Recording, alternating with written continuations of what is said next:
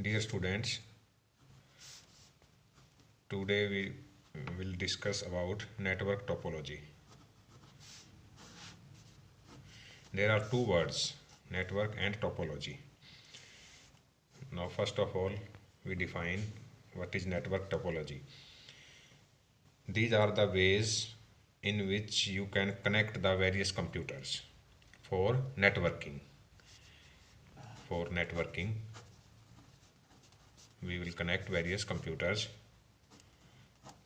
This physical arrangement is called topology.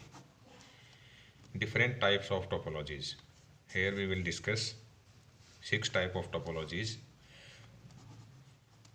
ring topology, bus topology, star topology, mesh topology, tree topology, and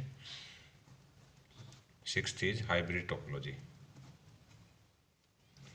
There are few characteristics for choosing a topology. Number one, it should be flexible to accommodate. Flexible. It means we can change the physical location of the stations and we increase the number of stations. Also, we increase LAN coverage with a star topology, and network can be easily expanded. Also, we define cable type. Cable should be optical or fiber type, and minimum cost of physical media. These are few characteristics for network topology. Now, first of all, we discuss bus topology. This is simply bus-like structure. There is a cable. There are stations, different stations, station A, station B, station C in one side, and similarly we can take in another side station D and E, and this is head end. First of all, this is the structure of bus-like structure. There are different stations. This is bus topology. Now we discuss about this. In this topology, a single transmission medium interconnects all the stations. All stations share this medium for transmission to any other station. Every station listens to all the transmissions on the bus. Every transmission has source and destination address. By that, stations can pick the message meant for them and identify their senders. This is a two-way bus. Each station injects its signals on the bus, which flow in both directions. To avoid signal reflection at the ends of the bus is terminated by appropriate impedance, which is called head end. This is called head end. The signal flow is bidirectional, so amplifiers cannot be used to compensate for bus attenuation. Therefore, we use repeaters. Repeater. We can show this. This is head end. Here we use repeater. This is repeater. What is the role of repeater? What is repeater? Now we discuss. This is station A, this is station B, station C, this is bus, this is station D, station E, or you can say the signals.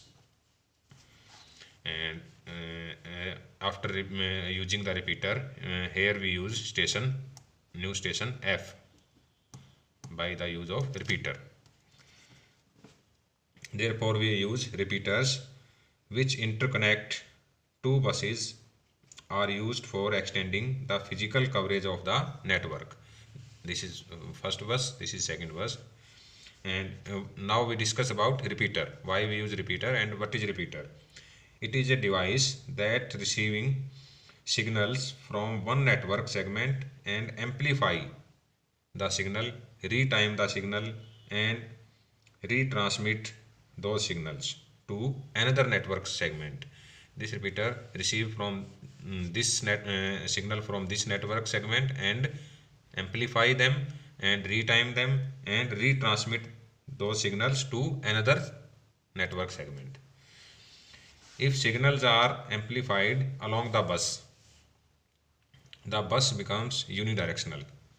Therefore, two separate channels are required. Every station injects signal on one bus and listens to the other bus. Now, advantages of bus topology. First, the amount of media is used is very small. The new stations are added very easily. Next is the stations are connected to the bus using a passive tab. Next advantage is the coverage can be increased by extending the bus using repeaters. Now discuss disadvantages. The nodes must be intelligent. This is a major disadvantage. Each node must be intelligent. Second, terminators are required at both ends of the backbone cable. Terminators are required at both ends of the backbone of the cable. Next is the fault detection is difficult if entire network shuts down. Entire network shuts down if there is a break in the main cable. This is about advantage and disadvantage of bus topology. Now, second type of topology is ring topology. As you know about ring, this is just like that ring. A ring network consists of a number of transmission links joined together in form of a ring through repeaters, that is called RIU, ring interface units. Those units are called ring interface units. The transmission is usually unidirectional on the ring.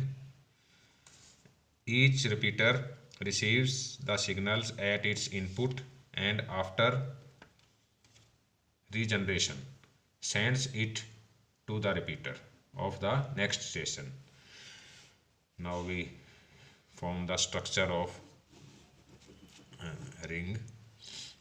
You can say this is station A, this is station B, station C, or station D, station E. We take 5 stations. This is ring topology structure. Unlike a bus, signals on the ring never reach an end because it is continuous structure. There is no terminator.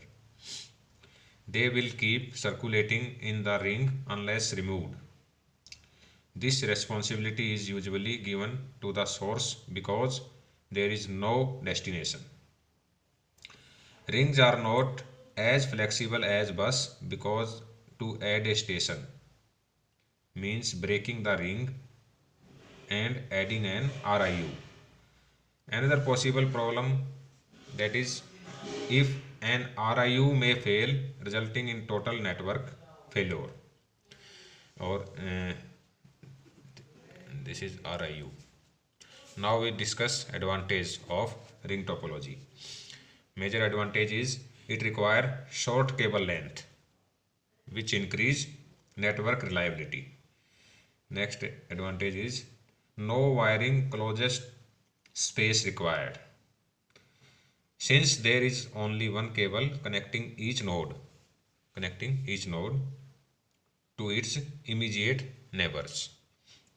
Third is suitable for optical fiber. It is very much suitable for optical fiber. Now there are few disadvantages also. Very difficult to diagnose faults. Node failure causes network failure. If any node fails, then network failed. Network reconfiguration is very difficult. This is all about ring topology.